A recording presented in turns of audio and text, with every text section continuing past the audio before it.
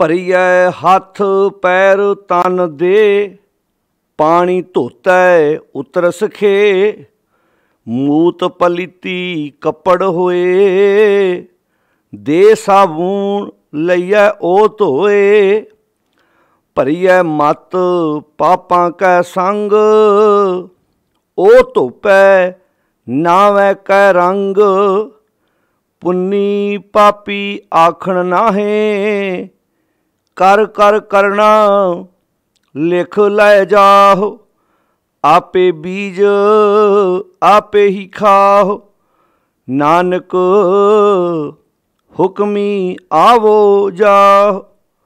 ਵਾਹਿਗੁਰੂ ਜੀ ਕਾ ਖਾਲਸਾ, ਵਾਹਿਗੁਰੂ ਜੀ ਕੀ ਫਤਿਹ। ਗੁਰੂ ਪਿਆਰੀ ਸਾਧ ਸੰਗਤ ਜੀ, ਜਪ ਬਾਣੀ ਦੀ ਚੱਲ ਰਹੀ ਲੜੀਵਾਰ ਵਿਚਾਰ ਵਿੱਚ ਆਪਾਂ 19 ਨੰਬਰ ਪੌੜੀ ਤੱਕ ਵਿਚਾਰ ਸਰਵਣ ਕਰ ਚੁੱਕੇ ਹਾਂ। ਅੱਜ ਆਪਾਂ 20 ਨੰਬਰ ਪੌੜੀ ਦਾ ਪਾਠ ਸਰਵਣ ਕੀਤਾ ਹੈ। ਜਿਵੇਂ ਕਿ ਆਪਾਂ ਮੂਲ ਮੰਤਰ ਤੋਂ ਲੈ ਕੇ 19 ਨੰਬਰ ਪੌੜੀ ਤੱਕ ਜਿਨ੍ਹਾਂ ਸਰੋਤਿਆਂ ਨੇ ਲਗਾਤਾਰ ਵਿਚਾਰ ਸਰਵਣ ਕੀਤੇ ਨੇ, ਉਹਨਾਂ ਨੂੰ ਪਤਾ ਹੈ ਕਿ ਜੋ ਵਿਚਾਰ ਪਿੱਛੇ ਚੱਲਦੇ ਆ ਰਹੇ ਨੇ, ਗੁਰਦੇਵ ਜੀ ਨੇ ਸਾਨੂੰ ਸਚਿਆਰਾ ਬਣਨ ਵਾਸਤੇ ਜੋ ਪਹਿਲੀ ਪੌੜੀ ਵਿੱਚ ਹੀ ਵਿਚਾਰ ਬਖਸ਼ਿਸ਼ ਕੀਤੇ ਸੀ ਵੀ ਕਿਵੇਂ ਸਚਿਆਰਾ ਹੋਈ ਹੈ, ਕਿਵੇਂ ਕੂੜੇ ਟੁੱਟੇ ਪਾਲ, ਹੁਕਮ ਰਜ਼ਾਈ ਚੱਲਣਾ ਨਾਨਕ ਲਿਖਿਆ ਨਾਲ। ਉਸ ਮਾਲਕ ਨਾਲੋਂ, ਉਸ ਸੱਚ ਨਾਲੋਂ ਜੋ ਸਾਡੀ ਦੂਰੀ ਬਣੀ ਹੈ, ਉਹ ਟੁੱਟਣ ਦਾ ਇੱਕੋ ਇੱਕ ਤਰੀਕਾ ਹੈ ਕਿ ਜਦੋਂ ਉਸ ਮਾਲਕ ਦੇ ਹੁਕਮ ਵਿੱਚ, ਉਹਦੀ ਰਜ਼ਾ ਵਿੱਚ ਅਸੀਂ ਆਪਣੇ ਜੀਵਨ ਨੂੰ ਤੋਰਨ ਦੀ ਕੋਸ਼ਿਸ਼ ਕਰਾਂਗੇ, ਤੁਰਾਂਗੇ, ਅਤੇ ਸਾਡਾ ਜੀਵਨ ਸਚਿਆਰਾ ਬਣ ਜਾਏਗਾ। ਇੰਝ ਕਹਿ ਲਓ ਕਿ ਅਸੀਂ ਸੱਚੇ ਦਾ ਹੀ ਰੂਪ ਬਣ ਜਾਵਾਂਗੇ। ਤੋ ਪਾਤਸ਼ਾਹ ਜੀ ਨੇ ਇੱਥੇ 20 ਨੰਬਰ ਪੌੜੀ ਵਿੱਚ ਜੋ ਵਿਚਾਰ ਬਖਸ਼ਿਸ਼ ਕੀਤੀ ਹੈ, ਇਹ ਜ਼ਿੰਦਗੀ ਦਾ ਇੱਕ ਅਟੱਲ ਨੇਮ ਹੈ ਕਿ ਜਿੱਦਾਂ ਦੇ ਜੀਵ ਕਰਮ ਕਰਦਾ ਹੈ, ਉੱਦਾਂ ਦੇ ਕਰਮ ਉਸ ਨੂੰ ਭੋਗਣੇ ਪੈਂਦੇ ਹਨ। ਗੱਲ ਇਹ ਹੈ ਕਿ ਜਦੋਂ ਕਰਮਾਂ ਦੀ ਆਮ ਗੱਲ ਕੀਤੀ ਜਾਂਦੀ ਹੈ ਤਾਂ ਸਾਡੇ ਦਿਮਾਗ 'ਚ ਇੱਕਦਮ ਖਿਆਲ ਐਸਾ ਹੁੰਦਾ ਹੈ, ਭਾਈ ਇੱਥੇ ਚੰਗੇ ਕਰਮ ਕਰ, ਤੂੰ ਆਪਣਾ ਅੱਗਾ ਸਵਾਰ ਲਾ। ਇੱਦਾਂ ਦੀ ਪਰਿਭਾਸ਼ਾ ਆਮ ਸਮਾਜ ਵਿੱਚ ਦਿੱਤੀ ਜਾਂਦੀ ਹੈ। ਪਰ ਗੁਰਦੇਵ ਜੀ ਨੇ ਬਹੁਤ ਪਿਆਰੀ ਗੱਲ ਕੀਤੀ ਹੈ। ਕਹਿਣ ਲੱਗੇ, ਜੇ ਤੂੰ ਇੱਥੇ ਜਿੱਦਾਂ ਦੇ ਕਰਮ ਕਰਦਾ ਉੱਦਾਂ ਦੇ ਕਰਮ ਤੈਨੂੰ ਆਉਣ ਵਾਲੇ ਸਮੇਂ 'ਚ ਭੋਗਣੇ ਪੈਣੇ ਨੇ। ਜੋ ਤੂੰ ਬੀਜੇਗਾ, ਜਿਵੇਂ ਜੇ ਆਪਾਂ ਠੇਠ ਗੱਲ ਪੰਜਾਬੀ 'ਚ ਕਰੀਏ ਕਿ ਜੋ ਕਿਸਾਨ ਬੀਜਦਾ ਹੈ ਵੱਢਦਾ ਵੀ ਉਹੀ ਹੈ। ਇਹ ਨਹੀਂ ਵੀ ਉਹਨੇ ਮੱਕੀ ਬੀਜੀ ਅਤੇ ਕਣਕ ਵੱਢੇਗਾ, ਜੋ ਬੀਜੇਗਾ ਵੱਢੇਗਾ ਉਹ ਹੀ। ਤੋ ਗੁਰਦੇਵ ਪਿਤਾ ਮਹਾਰਾਜ ਜੀ ਨੇ ਇੱਥੇ ਜੋ ਵਿਚਾਰ ਬਖਸ਼ਿਸ਼ ਕੀਤੀ ਹੈ, ਮਹਾਰਾਜ ਕਹਿੰਦੇ ਨੇ ਆਪੇ ਬੀਜ ਆਪੇ ਹੀ ਖਾਓ। ਭਾਵ ਜੋ ਤੂੰ, ਕਿਉਂਕਿ ਬੀਜਣਾ ਆਪ ਹੈ। ਅਸੀਂ ਇਹ ਨਹੀਂ ਕਹਿ ਸਕਦੇ ਵੀ ਕਿਸੇ ਹੋਰ ਨੇ ਬੀਜ ਦਿੱਤਾ ਜੀ, ਮੈਨੂੰ ਉਹਦਾ ਬੀਜਿਆ ਆਪ ਖਾਣਾ ਪੈ ਰਿਹਾ। ਨਹੀਂ, ਆਪੇ ਬੀਜ ਆਪੇ ਹੀ ਖਾਓ, ਨਾਨਕ ਹੁਕਮੀ ਆਵੋ ਜਾਹੋ। ਗੁਰਦੇਵ ਪਿਤਾ ਮਹਾਰਾਜ ਬਖਸ਼ਿਸ਼ ਕਰਦੇ ਨੇ ਵੀ ਇਹ ਉਸ ਮਾਲਕ ਦੀ ਰਜ਼ਾ ਹੈ, ਉਸ ਮਾਲਕ ਦਾ ਹੁਕਮ ਹੈ, ਨੇਮ ਹੈ ਕਿ ਜਿੱਦਾਂ ਦਾ ਬੀਜੇਗਾ ਉੱਦਾਂ ਦਾ ਖਾਏਗਾ, ਉੱਦਾਂ ਦੇ ਜ਼ਿੰਦਗੀ 'ਚ ਉਤਰਾਅ ਚੜ੍ਹਾਅ ਆਉਣਗੇ। ਜਿਵੇਂ ਅਸੀਂ ਬਾਬਾ ਫਰੀਦ ਜੀ ਦੇ ਸਲੋਕਾਂ ਵਿੱਚੋਂ ਪੜ੍ਹਦੇ ਹਾਂ ਕਿ ਫਰੀਦਾ ਲੋੜੈ ਦਾਖ ਬਿਜੋਰੀਆਂ, ਲੋੜਦਾ ਹੈ ਲੱਭਦਾ ਹੈ ਬਿਜੋਰ ਲਾਕੇ ਦੀਆਂ ਦਾਖਾਂ। ਫਰੀਦਾ ਲੋੜੈ ਦਾਖ ਬਿਜੋਰੀਆਂ, ਕਿੱਕਰ ਬੀਜੈ ਜੱਟ, ਹੰਡੈ ਉਨ ਕਤਾਏ ਦਾ ਪੈਦਾ ਲੋੜੈ ਪੱਟ। ਕਿ ਕਿਸਾਨ, ਜਿਵੇਂ ਹੁਣ ਆਪਾਂ ਸਮਝੀਏ ਵੀ ਕਿਸਾਨ ਬੀਜ ਤੇ ਕਿੱਕਰਾਂ ਰਿਹਾ ਹੈ ਅਤੇ ਉਮੀਦ ਲਾ ਕੇ ਬੈਠਾ ਬਿਜੋਰ ਇਲਾਕੇ ਦੀਆਂ ਦਾਖਾਂ। ਬਿਜੋਰ ਇੱਕ ਪਠਾਣੀ ਇਲਾਕਾ ਹੈ ਜਿੱਥੋਂ ਦੇ ਅੰਗੂਰ ਬੜੇ ਮਸ਼ਹੂਰ ਨੇ। ਕਹਿਣ ਲੱਗੇ ਬੀਜ ਕੇ ਕਿੱਕਰਾਂ ਤੇ ਉਮੀਦ ਲਾ ਕੇ ਬੈਠਾ ਵੀ ਇਹਨੂੰ ਹੁਣ ਬਿਜੋਰ ਇਲਾਕੇ ਦੀਆਂ ਦਾਖਾਂ ਲੱਗਣਗੀਆਂ, ਅੰਗੂਰ ਲੱਗਣਗੇ। ਹੁਣ ਕਿੱਥੇ ਅੰਗੂਰ ਅਤੇ ਕਿੱਥੇ ਕਿੱਕਰ ਦੇ ਕੰਢੇ। ਹੁਣ ਇਹ ਗੱਲ ਕਿਉਂ ਕਹੀ ਕਿ ਮਨੁੱਖ ਕਰਮ ਤੇ ਮਾੜੇ ਕਰ ਰਿਹਾ, ਪਰ ਆਸ ਉਹਦੇ ਤੋਂ ਇਹ ਲਾ ਰਿਹਾ ਇਹਦੇ 'ਚੋਂ ਮੈਨੂੰ ਸਕੂਨ ਮਿਲੇ, ਇਹਦੇ 'ਚੋਂ ਮੈਨੂੰ ਸੁੱਖ ਮਿਲੇ। ਤੋ ਭਗਤ ਫਰੀਦ ਜੀ ਕਹਿੰਦੇ ਨੇ ਫਰੀਦਾ ਲੋੜੈ, ਲੋੜੇ ਦਾ ਅਰਥ ਲੱਭਦਾ ਹੈ, ਦਾਖ ਬਿਜੋਰੀਆਂ, ਕਿੱਕਰ ਬੀਜੈ ਜੱਟ, ਬੀਜ ਕਿੱਕਰਾਂ ਰਿਹਾ ਹੈ ਅਤੇ ਉਮੀਦ ਅੰਗੂਰਾਂ ਦੀਆਂ ਲਾ ਕੇ ਬੈਠਾ। ਹੰਡਾ ਉਨ ਕਤਾਏ ਦਾ, ਸਾਰੀ ਜ਼ਿੰਦਗੀ ਕਪਾਹ ਕੱਤਦਾ ਰਿਹਾ ਹੈ ਅਤੇ ਪਹਿਨਣ ਦੀ ਉਮੀਦ ਰੇਸ਼ਮ ਲਾ ਕੇ ਬੈਠਾ ਵੀ ਮੈਂ ਰੇਸ਼ਮ ਆਪਣੇ ਤਨ 'ਤੇ ਪਾਉਣਾ ਹੈ। ਭਾਈ ਜੋ ਬੀਜੇਗਾ ਵੱਢਣਾ ਉਹ ਪੈਣਾ ਹੈ, ਉੱਦਾਂ ਦਾ ਕੰਮ ਕਰੇਗਾ ਜੋ ਬੀਜੇ। ਕਿਉਂਕਿ ਬੀਜੇ ਬਿਖ ਮੰਗੇ ਅੰਮ੍ਰਿਤ, ਇਹ ਕਿੱਦਾਂ ਦਾ ਨਿਯਮ ਹੈ? ਬੀਜੇਗਾ ਜ਼ਹਿਰ ਅਤੇ ਪ੍ਰਾਪਤੀ ਅੰਮ੍ਰਿਤ ਦੀ ਰੱਖ ਕੇ ਬੈਠਾ ਹੋਏਗਾ। ਬੀਜੇ ਬਿਖ ਮੰਗੇ ਅੰਮ੍ਰਿਤ, ਵੇਖੋ ਇਹ ਨਿਆਓ, ਇਹ ਇਨਸਾਫ ਵੇਖੋ ਬੰਦੇ ਦਾ कि बंदा बीज जहर रहा है तो उम्मीद आस अमर दी ला के बैठा। एक गल का प्यारे ख्याल रखना, जदों मनुख माड़े कर्म करता है, ये माड़े कर्म अंदर दी मैल तो शुरू होंदे ने। जदों आपां बाणी च ये शब्द पढ़ते हैं कि मनुख का जदों मन मैला हुंदा है, उहदा असर तन ते पैंदा है, ते तन धोतियां मन की मैल कदी भी दूर नहीं होनी। तो गुरदेव पिता महाराज बड़े प्यारे बख्शिश, बड़ियां प्यारियां विचारां सानूं इत्थे बख्शिश करदे ने। जिवें आपां गुरु अमरदास महाराज जी दे बचन पढ़ते आ रहे हैं कि मन मैला सब किश मैला, मन मैला तो सब कुछ मैला हो गया। जदों मन मैला हुंदा अखां मैलियां हो जांदियां, मन मैला हुंदा साडे कर्म इंद्रे सारे मैले हो जाते हैं, जुबान मैली हो जाती है, साढ़े हथ मैले होंदे ने। मन मैला सब किश मैला, तन धोता मन हछा ना होए। हुण तन धोण नाल मन साफ किदां हो जाएगा? तन धोण का तरीका अलग है। हुण ऐसा नहीं भी मन धोता नहीं जा सकता। हुण गुरुदेव जी कहते कोई ला इलाज बीमारी थोड़ा भी तू अपना बीज बदल सकता है जे तू चाहें। हुण आपे बीज आपे ही खाओ। हुण एक बंदा जहर बीज रहा है, आस अमर दी ला के बेटा तू बीजना अमृत शुरू कर दे। तो अपनी जिंदगी में किसान भी तो तुसीं वेखो ना, उन्होंने पता लग जाए भी इस कणक का झाड़ घट है, तो जाके यूनीवर्सिटी चों सोझिया होया बीज लैके बीज बदल लेंदा उस वेले। तो इहो गल गुरुदेव जी ने बड़े प्यारे तरीके नाल समझाई सी कि साग राम बिप पूज मनावो सुकृत तुलसी माला, राम नाम जा बेड़ा बांधो दया करो दयाला, काहे कलरा सिंचो जन्म गवावो, काची कैगी दवाल काहे गच लावो।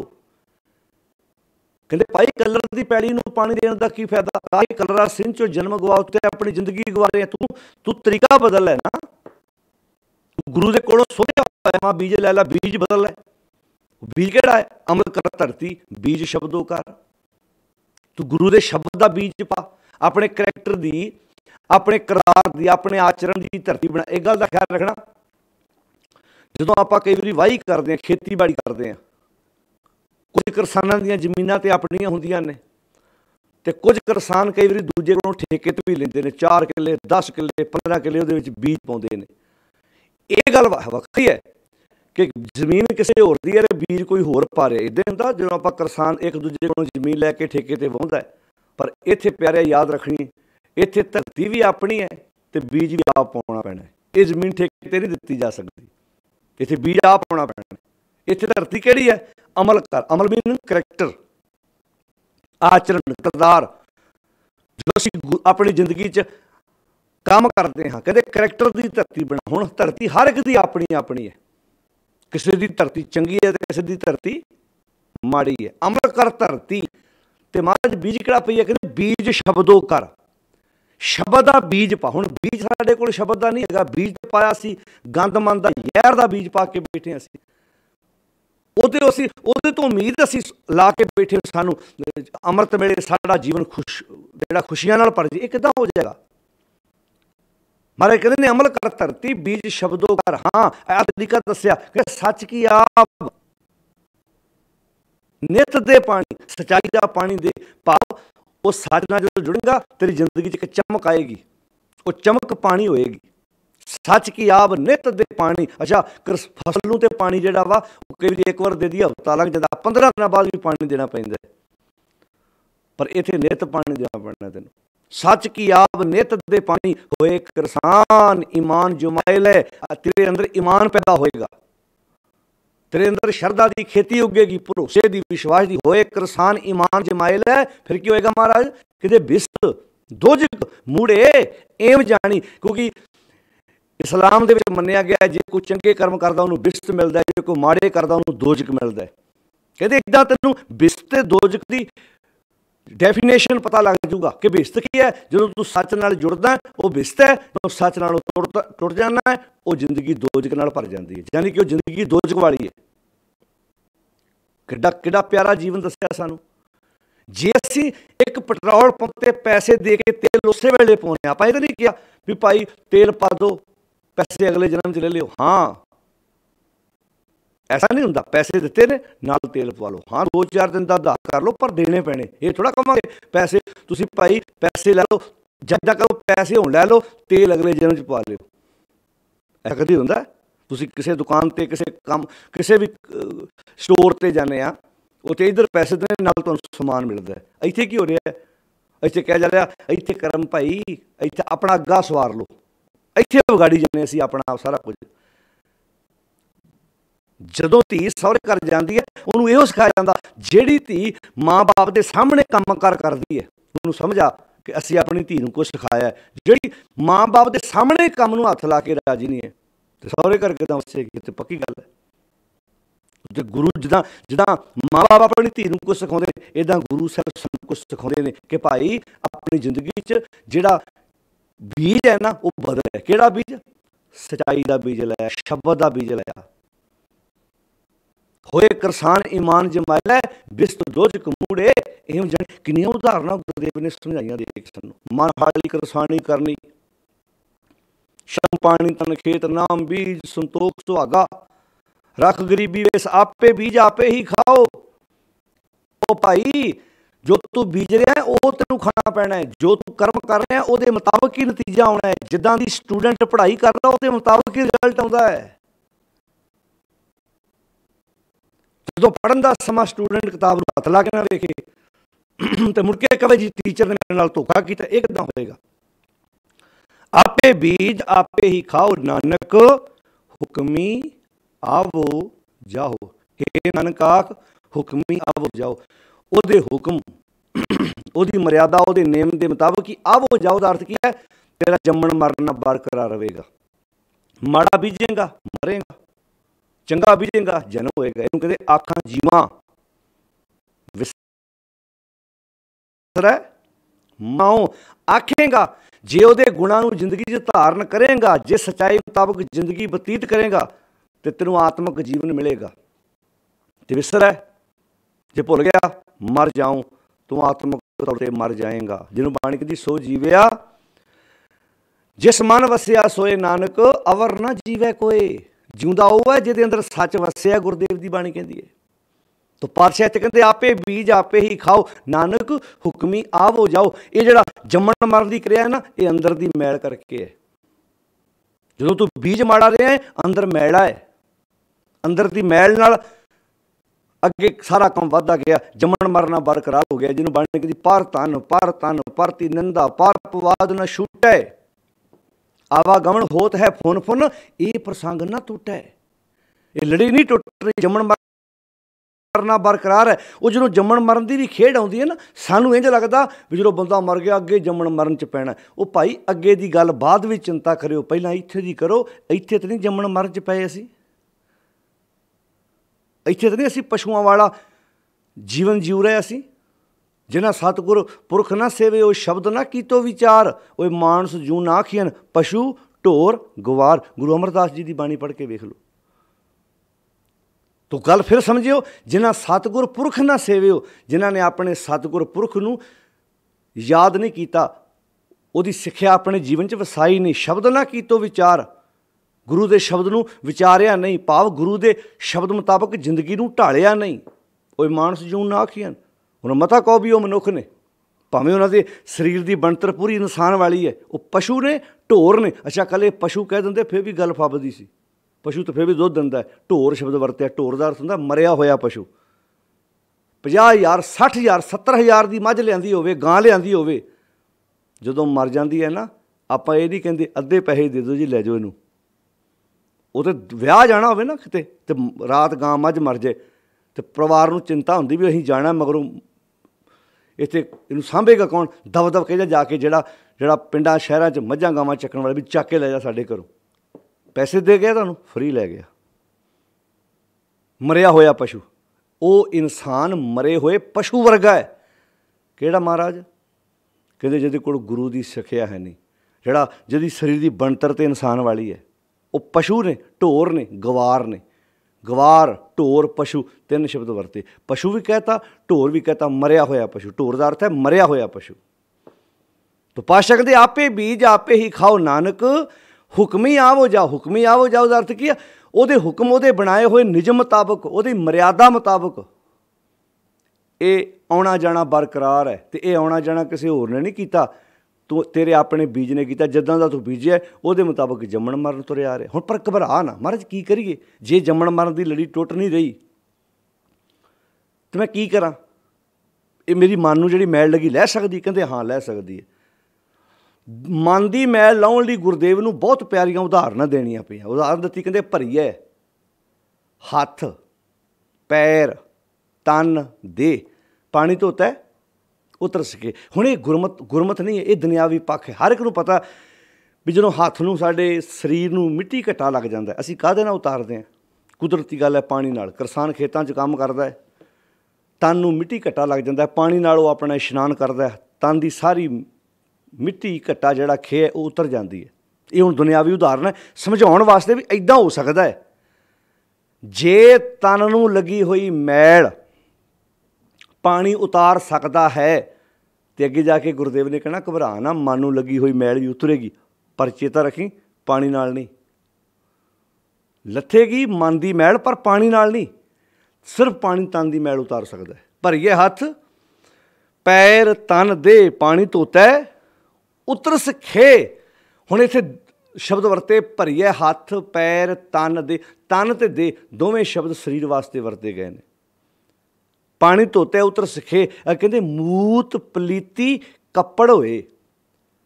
ਇਸ ਤੋਂ ਅਗਲੀ ਗੱਲ ਆ ਗਈ, ਕੱਪੜਾ ਵੀ ਮਲ ਮੂਤਰ ਨਾਲ ਗੰਦਾ ਹੋ ਗਿਆ, ਮੈਲਾ ਹੋ ਗਿਆ।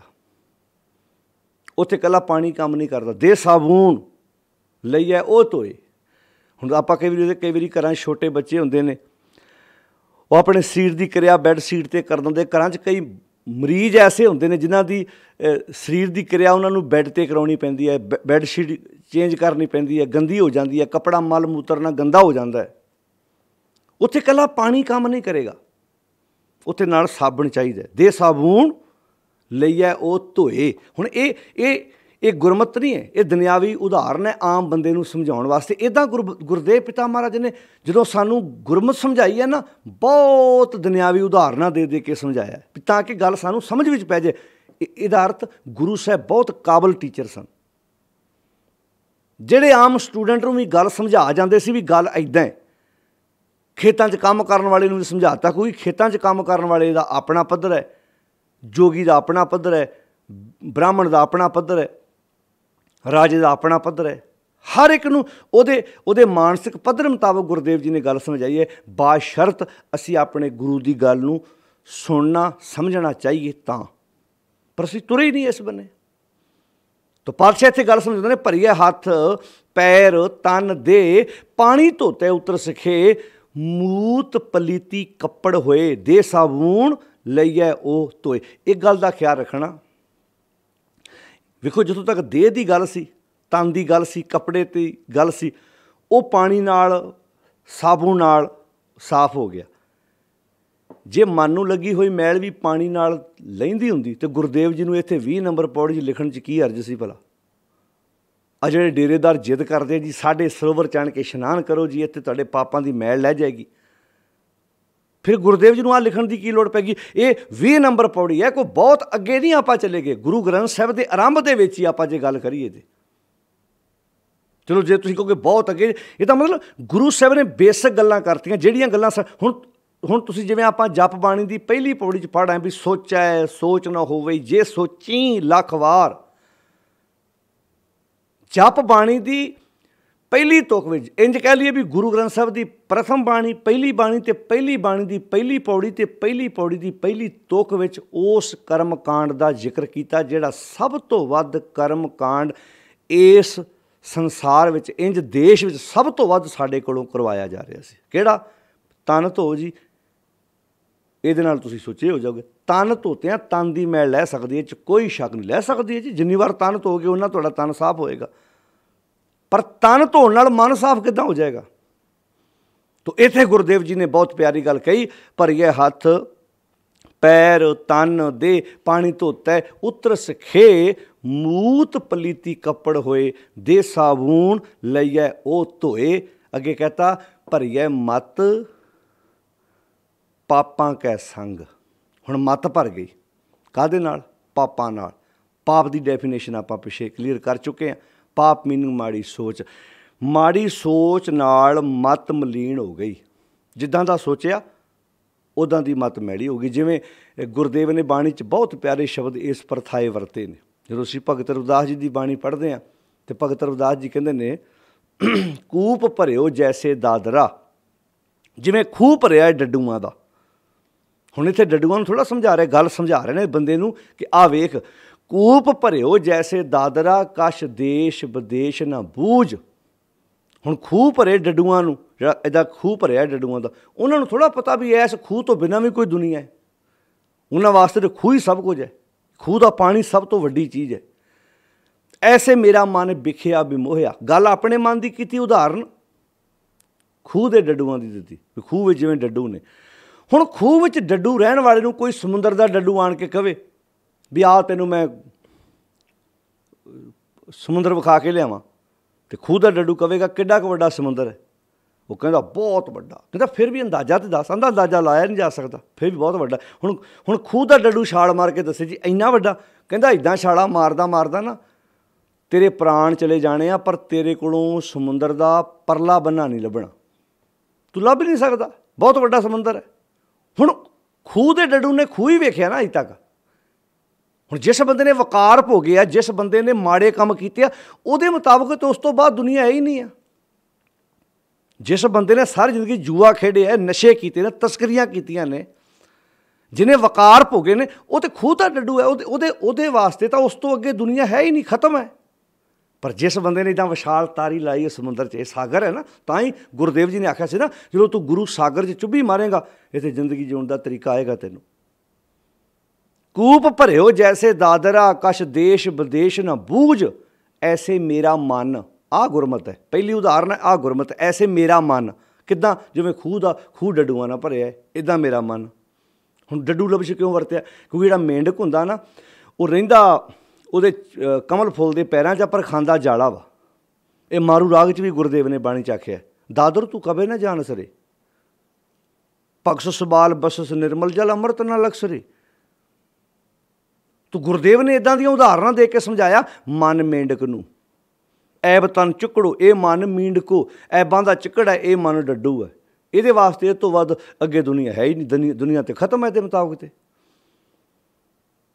ਤੇ ਪਾਤਸ਼ਾਹ ਇੱਥੇ ਗੱਲ ਬੜੇ ਪਿਆਰੇ ਤਰੀਕੇ ਨਾਲ ਸਮਝਾਉਂਦੇ ਨੇ, ਕੂਪ ਭਰਿਓ ਜੈਸੇ ਦਾਦਰਾ, ਕਛ ਦੇਸ਼ ਵਿਦੇਸ਼ ਨਾ ਬੂਝ। ਐਸੇ ਮੇਰਾ ਮਨ ਵਿਖਿਆ ਵਿਮੋਹਿਆ, ਕਛ ਆਰਾ ਪਾਰ ਨਾ ਸੂਝ। ਇਹਦੇ ਮੇਰਾ ਮਨ ਜ਼ਹਿਰ ਦੇ ਵਿੱਚ ਹੀ ਫਸਿਆ ਪਿਆ, ਮਾੜੇ ਬੀਜ ਬੀਜੀ ਜਾਂਦਾ, ਮਾੜੇ ਬੀਜ ਬੀਜੀ ਜਾਂਦਾ। ਉਹਦੇ ਕਰਕੇ ਮੱਤ ਭਰ ਗਈ ਪਾਪਾਂ ਨਾਲ। ਮਾੜਾ ਸੋਚੀ ਜਾਂਦਾ, ਮਾੜਾ ਕਰੀ ਜਾਂਦਾ, ਉਹਦੇ ਤੋਂ ਦੁੱਖ ਮਿਲੀ ਜਾਂਦਾ। ਅਤੇ ਦੋਸ਼ ਕਿਹਨੂੰ ਦਿੰਦਾ? ਕਰਮਾਂ 'ਚ ਹੀ ਲਿਖਿਆ ਰੱਬ ਨੇ। ਇੰਝ ਇੱਦਾਂ ਕਹਿੰਦੇ ਆਪਣੇ, ਕਿਸੇ ਦਾ ਪੁੱਤਰ ਵਿਗੜ ਜਾਏ, ਕੋਈ ਗਲਤ ਬੰਨੇ ਤੁਰ ਪਏ, ਕੀ ਕਹਿੰਦੇ? ਇਹਦੇ ਨਾਲੋਂ ਨਾ ਦਿੰਦਾ, ਭਾਗਾਂ 'ਚ ਹੀ ਰੱਬ ਨੇ ਇੱਦਾਂ ਲਿਖ ਦਿੱਤਾ। ਅੱਛਾ, ਹੁਣ ਇੱਦਾਂ ਕਲਮ ਫੜ ਕੇ ਆ ਜਿਹੜਿਆਂ ਦੇ ਬੱਚੇ ਨਸ਼ੇ ਕਰਦੇ ਆ, ਜਿਨ੍ਹਾਂ ਦੇ ਘਰਾਂ 'ਚ ਕੋਈ ਜੂਆ ਖੇਡਦਾ, ਕੋਈ ਮਾੜੇ ਕੰਮ ਕਰਦਾ, ਕੀ ਸ਼ਬਦ ਵਰਤਦੇ ਜੀ ਉੱਥੇ ਭਲਾ? ਇੱਦਾਂ ਲਿਖਿਆ ਹੋਣਾ। ਲਿਖਤ ਭਾਈ ਟਾਲੀ ਥੋੜ੍ਹਾ ਜਾ ਸਕਦੀ ਆ, ਉਹ ਇੱਦਾਂ ਸ਼ਬਦ ਬੋਲਦੇ, ਲਿਖਿਆ ਥੋੜ੍ਹਾ ਟਲਦਾ ਕਿਤੇ।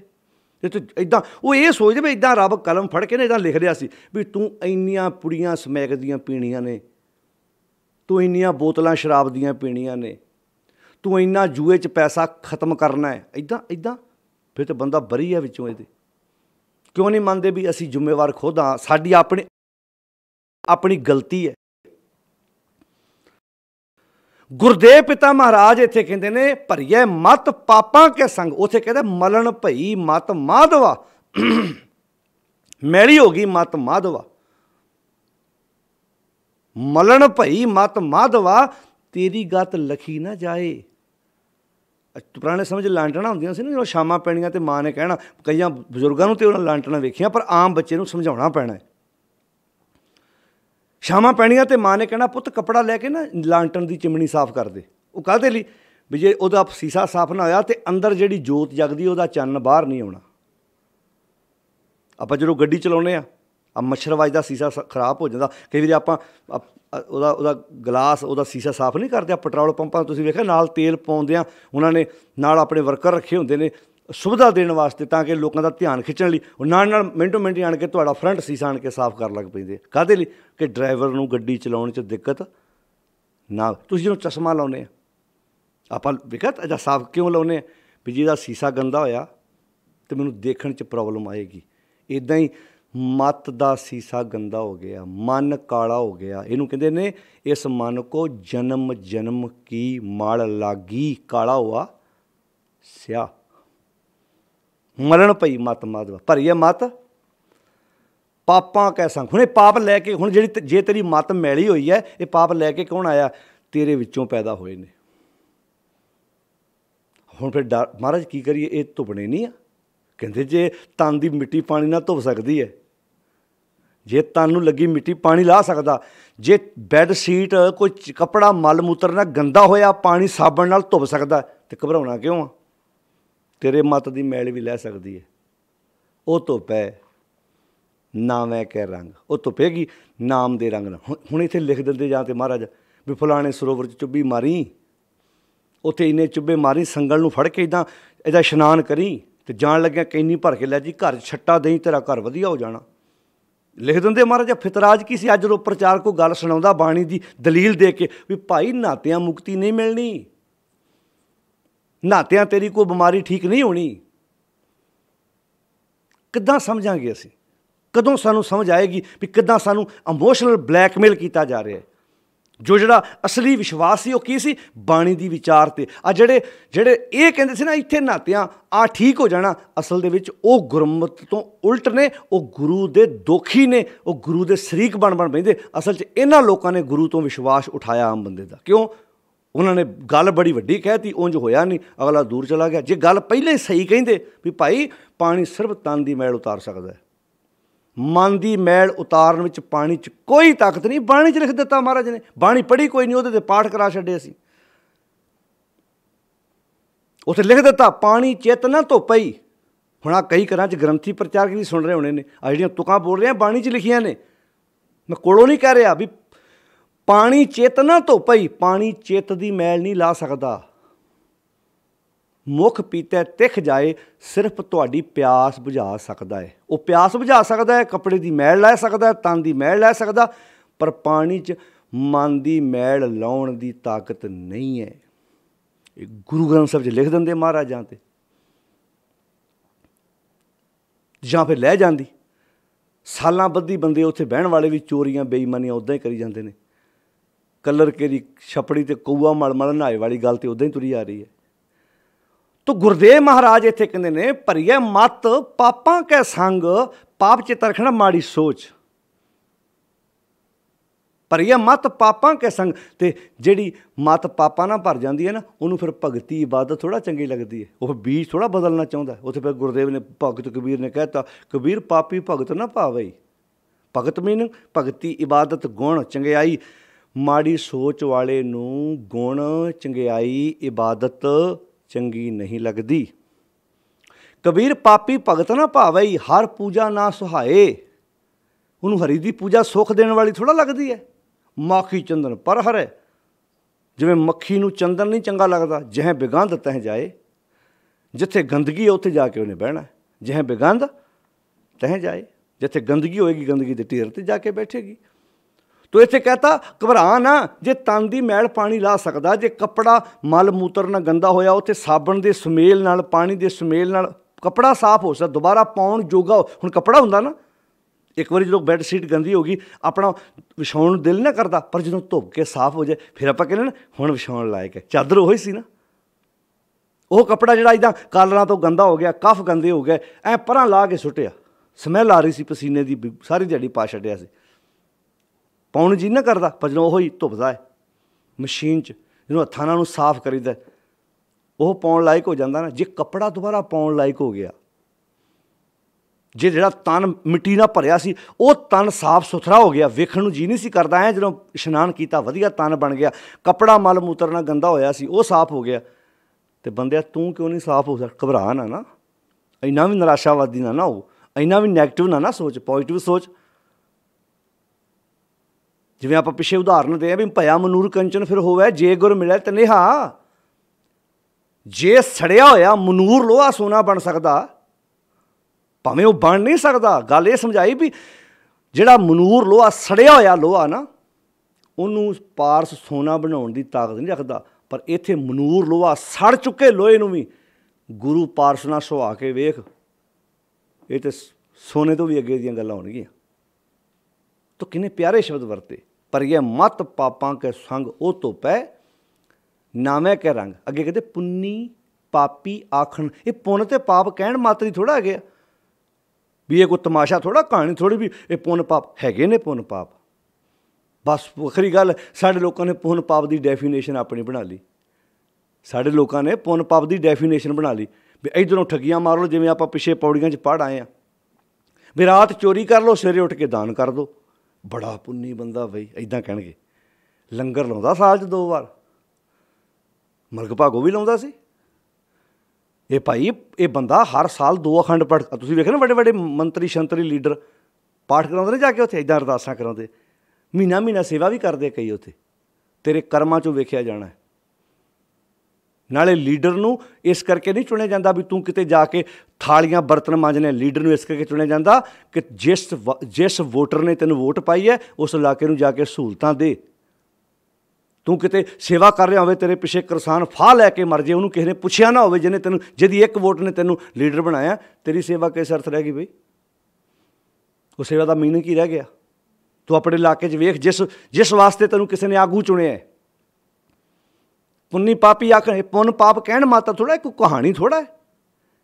ये है ने पाप की है, माड़ी सोच पुन की है। ये भी आप गुरु रामदास महाराज को पुछोगे। काश किते गुरु रामदास महाराज जी के कोले गल जाके पुछी होंदी। आप रोज़ पढ़ते हैं ना सोहरा साहब की बाणी च, काम क्रोध नगर बहु भरिया। कोई नगर गंद ना भरिया हो तो बाहरों आया मेहमान नहीं कहता वो गुरुद्वारे झाड़ू पोचे लाई जाते, कभी पिंड दी गलियां भी साफ कर लिया करो, तुहाडा नगर एडा गंदा, रूड़ियां डिग डिग के तुहाड़ियां नालियां च पईयां, तुहाडा गलियां च पानी खिलरिया पिया, लंघना मुश्किल हो रहा। कहेगा ना जान लग्या, जिथे साडा तन रहिंदा वो नगर गंदा होवे ते रहना मुश्किल हुंदा। बंदे ने खानी तो रोटी है ना घर रह के, पर अपने घर च किदां गार्डन बनाउंदा, किदां फुल बूटे लाउंदा, हुण उह च रोटी थोड़ा मिलनी है, पर वो ब्यूटी सुंदरता भी अखां नूं चंगा लगे, पता लगे भी वधिया घर बनिया, श्रृंगार कीता है, तंदुरुस्ती ऐ अखां नूं चंगा लगे, फुल बूटे चंगे लगन। किहड़ी प्यारी गल कही महाराज ने इत्थे, किहड़े प्यारे शब्द वरते थे। कहंदे काम क्रोध नगर बहु भरिया, काम ते क्रोध नाल ये नगर भरिया पिया, यानी कि विषयां वकारां तुन तुन के भरिया पिया। महाराज की कहते मिल साधु, साधु गुरु नूं मिलो, मिल साधु खंडल खंडा है। साधु गुरु नूं मिल के अपना एक कड़ तोड़ दिओ, ऐ हुंजा फेर दिओ, पूरा पिंड साफ कर दिओ। मिल साधु खंडल खंडा है। ते अगे कहते कर अंजुली, हथ जोड़ो, कर अंजुली पुन वड्डा है, कर नंडौत पुन वड्डा है। अपने मालक आ है पुन, अपने मालक अगे अंजुली करनी, अपने गुरु कोलों गुण लैने, अपने गुरु अगे हथ जोड़ने, अपने गुरु दे कोलों वो सिक्ख्या लैनी, ये सब तो वड्डा पुन है। हुण दस्सिओ ये पुन किहने किहने कीता? हथ जोड़ रहे कबरां गाड़ी जाके, हथ जोड़ रहे देहधारी बाबियां गड़े, बाबा जी तुहाडी किरपा, बस तुहाडी किरपा तो बिना संसार चल नहीं सकता। गुरु रामदास पिता महाराज कहते सब तो वड्डा पुन पता की है? कर अंजुली पुन वड्डा है, कर डंडौत पुन वड्डा। सब तो वड्डा पुन है उहदे गाड़ी डंडौत करनी, भाव गुणां नूं जी आया आखना, गुरु की सिक्ख्या नूं सिर झुकाउणा। पुन्नी पापी आखन, ये पुन पाप कहण मात्र नहीं। हुण जे ते पुन करोगे फल पुन मुताबक मिलेगा, जे गुरु की सिक्ख्या नूं जिंदगी च धारण करोगे, अमल कर धरती, तो फिर सच्ची गल जीवन दे विच अमरत आएगा। तो जे पाप बीजे, जे माड़ी सोच मुताबक कर्म कीते, तो फिर दद्दे दोष न देऊं किसे। दोष कर्मा पढ़ो हाँ जी, पर घरां च बैठे नूं बाणी आउंदी होनी है। दोष कर्मा अपने, जो मैं किया आपे बीज आपे ही खाओ, जो मैं किया सो मैं पाया, दोष न दीजै अवर जना। ये अगे जाके आप इस टॉपिक पर विचार करांगे। कर्म भी दो किस्म के, एक निजी कर्म होंदा, एक समूह कर्म होंदा। निजी कर्म होंदा एक इंसान ने नशा पीता, वह अपना गुरदा ही खराब होया, ये वह निजी कर्म है। एक होंदा समूह कर्म, जमाती कर्म। कर्म एक ने माड़ा किया, सजा लागे बैठिया भी मिली। एक बंदा बाहर जाके किसी को गालां कढ़ आया, आण के उन्होंने 4 टब्बर के जी कुट मारे। वो कहते साडा की कसूर सी, गालां तो इन्हें कढ़ियां सी। कहता मारना नहीं, कहते प्यो साडा है, ये जमाती कर्म है। उदों मारना नहीं, कहते भरा साडा ही है, इदां नहीं कहते ये साडा ही तो है, ये जमाती कर्म हुंदा है। जिवें मान लो प्यो नशा करदा सी, उन्हें जमीन वेच दी, पुत्त दा जन्म होया, पुत्त आंदा इह च मेरा की कसूर सी, मेरा कर्म किद्दां माड़ा होया, मैं तो कोई माड़ा कर्म नहीं किया, नशा प्यो करदा सी, जमीन मेरी वेच गया। इहनूं जमाती कर्म कहंदे आ। किद्दां? क्योंकि तू मारना कहना भी है ना भी प्यो मेरा है, तेरे स्कूल के सर्टिफिकेट ते नाम भी तेरे प्यो का ही लिखिया है ना। ਇਹ ਜਮਾਤੀ ਕਰਮ ਹੈ। ਇਹ ਇੱਕ ਨਿੱਜੀ ਕਰਮ ਹੈ, ਇੱਕ ਜਮਾਤੀ ਕਰਮ ਹੈ। ਅਸੀਂ ਦੋ ਕਿਸਮ ਦੇ ਕਰਮ ਦੇ ਵਿੱਚ ਘਿਰੇ ਹੋਏ ਹਾਂ, ਪਰ ਆਪਣੇ ਕਰਮ ਬਦਲਣ ਦੀ ਕੋਸ਼ਿਸ਼ ਕਰੀਏ। ਆਪਣੀ ਸੋਚ, ਕਰਮ, ਸੋਚ ਬਦਲੇਗੀ, ਕਰਮ ਬਦਲਣਗੇ। ਜਦੋਂ ਅਸੀਂ ਸੋਚ ਨਹੀਂ ਬਦਲਦੇ, ਕਰਮ ਨਹੀਂ ਬਦਲਦੇ। ਕਰਮ ਉੱਥੇ ਤੋਂ ਦੱਦੈ ਦੋਸ਼ ਨਾ ਦਿਓ ਕਿਸੇ ਦੋਸ਼ ਕਰਮਾਂ ਆਪਣੇ। ਹੁਣ ਕਈ ਵਾਰੀ ਆਪਾਂ ਵੇਖਦੇ ਹਾਂ ਸਮਾਜ ਵਿੱਚ ਇੱਕ ਬੰਦੇ ਦਾ ਕੋਈ ਕਸੂਰ ਨਹੀਂ, ਆਪਣੀ ਰੋਡ 'ਤੇ ਕੰਢੇ ਕੰਢੇ ਤੁਰਿਆ ਜਾ, ਪਿੱਛੋਂ ਦਾ ਟਰੱਕ ਨਸ਼ੇ ਨਾਲ ਬੰਦਾ ਰੱਜਿਆ ਹੋਇਆ, ਉਹ ਉੱਤੇ ਚੜ੍ਹ ਜਾਂਦਾ। ਆਪਾਂ ਕਹਾਂਗੇ ਉਹਦਾ ਕੀ ਕਸੂਰ ਸੀ, ਉਹਦੇ ਉੱਤੇ ਟਰੱਕ ਚੜ੍ਹ ਗਿਆ, ਉਹਨੇ ਤਾਂ ਕੁਝ ਨਹੀਂ ਕਿਹਾ, ਉਹਦਾ ਕਸੂਰ ਕੋਈ ਨਹੀਂ। ਪਰ ਉਹ ਸਮਾਜ ਵਿੱਚ ਰਹਿ ਰਿਹਾ, ਇਹ ਜਮਾਤੀ ਕਰਮ ਹੈ। ਉਹ ਸਮਾਜ ਵਿੱਚ ਰਹਿ ਰਿਹਾ, ਉਸ ਢਾਂਚੇ ਵਿੱਚ ਰਹਿ ਰਿਹਾ। ਉਹ ਜਿਸ ਦੇ ਅਸੀਂ ਸਾਰੇ ਪਾਰਟ ਹਾਂ, ਜਿਸ ਦੇ ਅਸੀਂ ਸਾਰੇ ਹਿੱਸੇਦਾਰ ਹਾਂ। ਅਸੀਂ ਬਦਲਣ ਵਿੱਚ ਯੋਗਦਾਨ ਵੀ ਤਾਂ ਨਹੀਂ ਨਾ ਪਾਇਆ, ਆਪਣਾ ਅਸੀਂ ਯੋਗਦਾਨ ਪਾਈਏ ਤਾਂ ਬਹੁਤ ਕੁਝ ਬਦਲਿਆ ਜਾ ਸਕਦਾ ਹੈ। ਕਈ ਵਾਰ ਅਸੀਂ ਇਹ ਦੋਸ਼ ਦਿੰਦੇ, ਹਾਏ ਰੱਬ ਨੇ ਧੱਕਾ ਕੀਤਾ, ਰੱਬ ਨੇ ਲੋੜਾ ਮਾਰਤਾ, ਰੱਬ ਨੇ ਮੱਤ ਪੁੱਠੀ ਪਾਤੀ ਆਣ ਕੇ। ਨਹੀਂ ਭਾਈ, ਬਹੁਤ ਕੁਝ ਵਾਪਰਦਾ, ਇਹ 'ਚ ਮਾਲਕ ਦਾ ਕੋਈ ਕਸੂਰ ਨਹੀਂ। ਜੇ ਆਪਾਂ ਇੱਦਾਂ ਕਹਾਂਗੇ ਕਰਮਾ ਚੇਂਜ ਹੁੰਦਾ ਜੀ, ਕਰਮ ਇੱਦਾਂ ਵਾਪਰਦੇ ਨੇ ਭਾਈ। ਹੁਣ ਜੇ ਤੁਸੀਂ ਵੱਡੇ ਘੱਲੂ ਘਰ ਦੀ ਗੱਲ ਕਰੋਗੇ, ਮੰਨ ਲਓ ਕੁਝ ਸਿੱਖ ਅੱਗੇ ਜਾ ਕੇ ਜੰਗ ਲੜ ਰਹੇ ਹੋਣਗੇ, ਕਿੰਨਿਆਂ ਨੂੰ ਅਗਲਿਆਂ ਨੇ 30,000 ਤੋਂ ਵੱਧ ਇੱਕ ਦਿਨ ਸਿੱਖ ਸ਼ਹਾਦਤ ਦਾ ਜਾਮ ਪੀਂਦਾ ਹੈ, 30,000 ਤੋਂ ਵੱਧ। ਪਰ ਅਸੀਂ ਮਾਣਨਾ ਕਹਿੰਦੇ ਵੀ ਨਾ ਸਿੱਖ ਸਾਡੇ ਨੇ। ਬਸ ਇਹਨਾਂ ਵਿਸ਼ਿਆਂ ਨੂੰ ਸਮਝਣ ਦੀ ਜ਼ਰੂਰਤ ਵਾ। ਇਹਦਾ ਦੋਸ਼ ਤੁਸੀਂ ਮਾਲਕ ਦੇ ਮੱਥੇ ਨਹੀਂ ਮੜ ਸਕਦੇ। ਬਾਣੀ ਕਹਿੰਦੀ ਆਪਣੇ ਕਰਮ ਬਦਲ, ਆਪਣੀ ਸੋਚ ਬਦਲ, ਆਪਣੀਆਂ ਆਦਤਾਂ ਬਦਲ। ਦੱਦੇ ਦੋਸ਼ ਨਾ ਦੇਊਂ ਕਿਸੇ ਦੋਸ਼ ਕਰਮ ਆਪਣਿਆ, ਜੋ ਮੈਂ ਕੀਆ ਸੋ ਮੈਂ ਪਾਇਆ, ਦੋਸ਼ ਨਾ ਦੀਜੈ ਅਵਰ ਜਨਾ। ਤਾਂ ਪਾਤਸ਼ਾਹ ਬਹੁਤ ਪਿਆਰੇ ਤਰੀਕੇ ਨਾਲ ਗੱਲ ਸਮਝਾਉਂਦੇ ਨੇ। ਪੁੰਨੀ ਪਾਪੀ ਆਖਣ ਨਾਹੀਂ, ਕਰ ਕਰਨਾ। ਬਸ ਆਹ ਸਮਝਾਤਾ। ਪੁੰਨ ਕਰੇਗਾ तो पुण्य मुताबिक नतीजा आएगा, पाप करेगा तो पाप मुताबिक नतीजा आएगा। कर करना लिख लै, जाओ कित्थे लै जाओ, लिख लै अपने अंदर। ये हुण तू पुण्य लिखना तेरी मर्जी, पाप लिखना तेरी मर्जी, वो मुताबिक कर्म होने ने। कर करना लिख लै जाओ, तो आपे बीज आपे ही खाओ, आपे बीजेंगा आपे खाएंगा, तो नानक हुक्मी आवो जाओ। हे नानक, वह हुक्म है, वह निजम है, जिहड़ा गुरुदेव ने एक बार कह दिता कि उन्होंने बयान किया, नानक हुक्म है जे बुझे तां मैं कहे ना कोई। जिहड़ा हुक्म नूं बुझ लैंदा, वो हौमे वाली उहदे मन नूं हौमे वाली मैल फिर नहीं लगती। गुरुदेव जी ने बहुत प्यारे शब्दों नाल ये 20 नंबर पौड़ी भी जो सानूं विचार बख्शिश की है साध संगत जी, कि किद्दां पानी तन दी मैल ला सकदा, जिवें पानी साबण दे नाल असीं कपड़े नूं साफ सुथरा कर सकते हैं, तो घबराइए ना, साडे मत नूं लगी हुई पापां दी मैल भी लै सकदी है। वो धोपै नाम की है सच।